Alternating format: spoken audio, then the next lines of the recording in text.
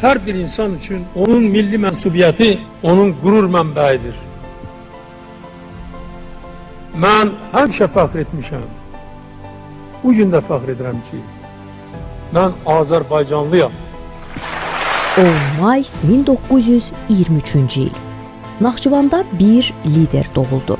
Heydər Əliyev, Azərbaycanın ümumilli lideri. Onun ömür yolu bütövlükdə Azərbaycan dövlətinə və xalqına xidmətlə keçdi. Ölkənin ən mürəkkəb və taley yüklü mərhələlərində məsuliyyəti öz üzərinə götürərək sabitliyin bərpasına, inkişafın təmin olunmasına və milli birliyin möhkəmlənməsinə nail oldu. Bu səbəbdən də müstəqil Azərbaycanın xilaskarı kimi yadda qaldı.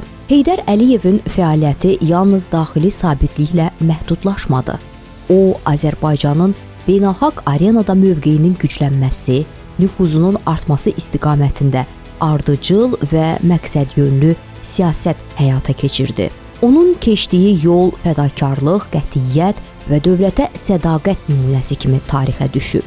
O, təkcə siyasi lider deyildi, xalqına arxa olan çətin anlarda ümid verən bir şəxsiyyət idi. Qarabağın azadlığı isə onun ən böyük amallarından biri idi. Azərbaycanın ərazi bütövlüyü bərpa olunacaqdır, işgal olunmuş torpaqlar azad olunacaqdır, yerindən yurdundan dərgin düşmüş qaçqınlar öz doğma torpaqlarına qayıdacaq.